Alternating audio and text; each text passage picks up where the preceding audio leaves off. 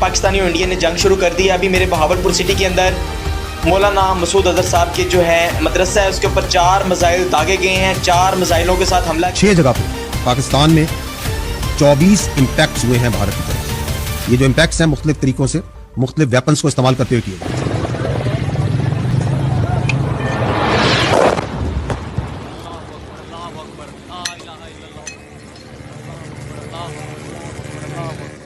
सात मई 2025 यानी आज सुबह पूरे देश की नजर एक बड़ी खबर पे टिकी हुई है। इंडियन आर्म्ड फोर्सेस ने एक बोल्ड और कोऑर्डिनेटेड मिलिट्री ऑपरेशन किया है जिसका नाम है ऑपरेशन सिंदूर।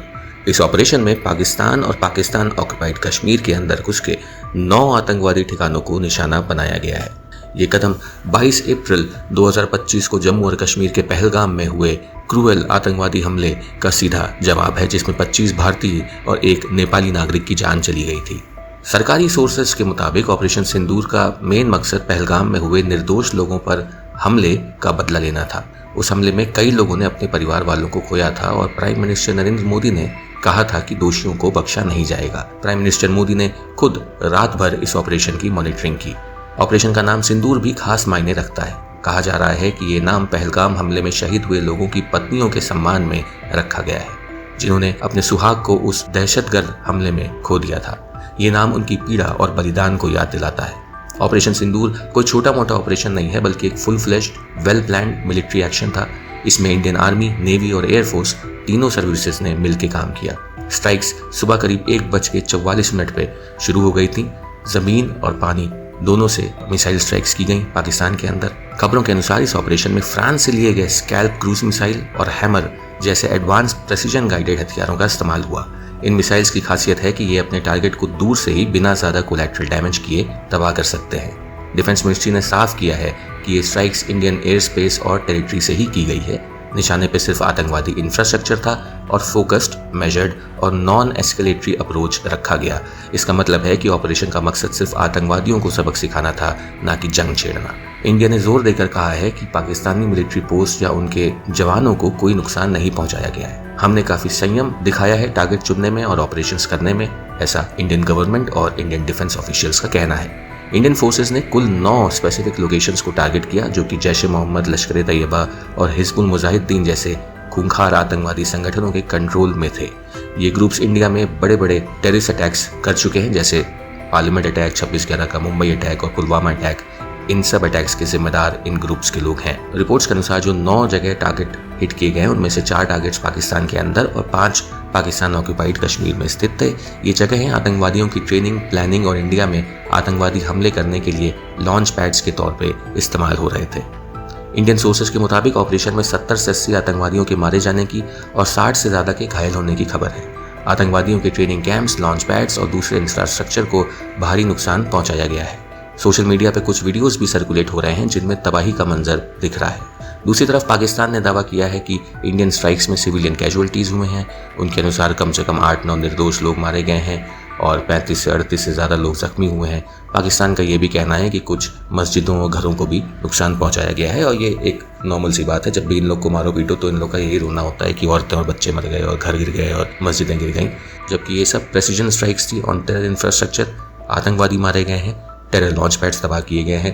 पाकिस्तान जितना चाहे उतना अपना रोना रो सकता है, लेकिन सच्चाई नहीं बदलेगी कि पाकिस्तान आतंकवाद का गढ़ है और पाकिस्तान जब जब भारत को इस तरह से छेड़ेगा, भारत पाकिस्तान को सबक सिखाता रहेगा। इंडिया के ऑपरेशन सिंदूर के बाद पाकिस्तान ने भी जवाबी कार्रवाई की है। क्रॉस बॉर्डर शेलिंग बहुत बढ़ा दी है। LOC पे पाकिस्तान की तरफ से भारी फायरिंग और आर्टिलरी शेलिंग की जा रही है, जिसके चलते जम्मू एंड कश्मीर के बॉर्डर इलाकों में कम से कम 3 सिविलियंस की मौत हो गई है।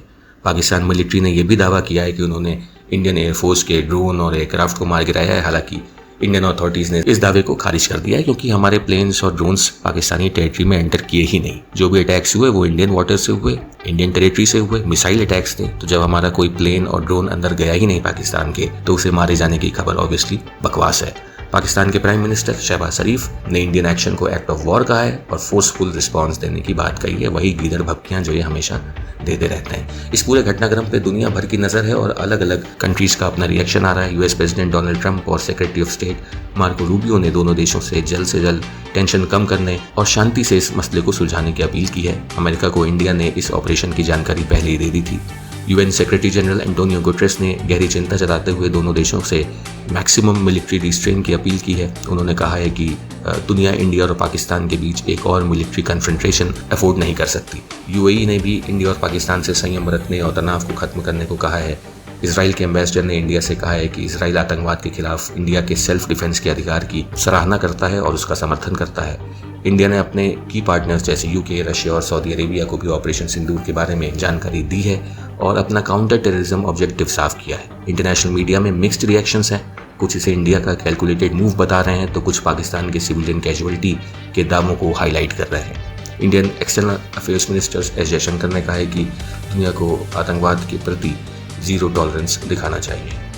अभी करेंटली जो हालात हैं उसमें यही है कि ऑपरेशन सिंदूर के बाद से बॉर्डर एरियाज़ में हाई अलर्ट है। जम्मू श्रीनगर और लेह एयरपोर्ट्स पे फ्लाइट ऑपरेशंस टेम्परेली सस्पेंड कर दिए गए हैं।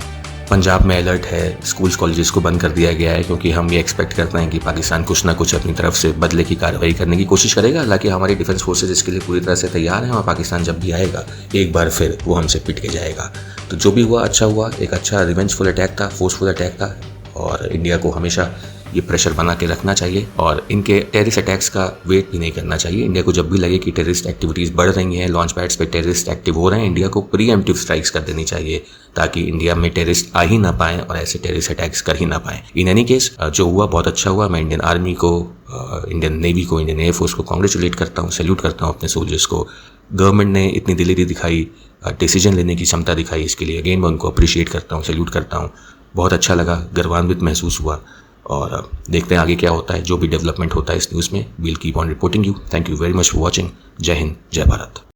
सामने जो है ना तकरीबन 5-7 गोले बहुत बड़े बड़े आकर ये लगते रहे, बार बार बदलाव इस तरह लगे हैं। तो उसके बाद वो रात ही लोगों में फिर सब लोगों को उठाया गया कि एरिया खाली किया जाए। अच्छा, तो ये इंडिया की तरफ से जो है फायरिंग हो रही है, ये हालात हैं। हम समामाटी रात को सोए थे तो 12 बजे शदीद फायरिंग की बात आई। तो हमने देखा तो मस्जिद में ऐलान हो गया, उन्होंने कहा ये एरिया खाली कर दो। महफूज मकाम की तरफ धकेलो जाओ। हमने कहा निकल, बच्चे आगे चलेंगे। ये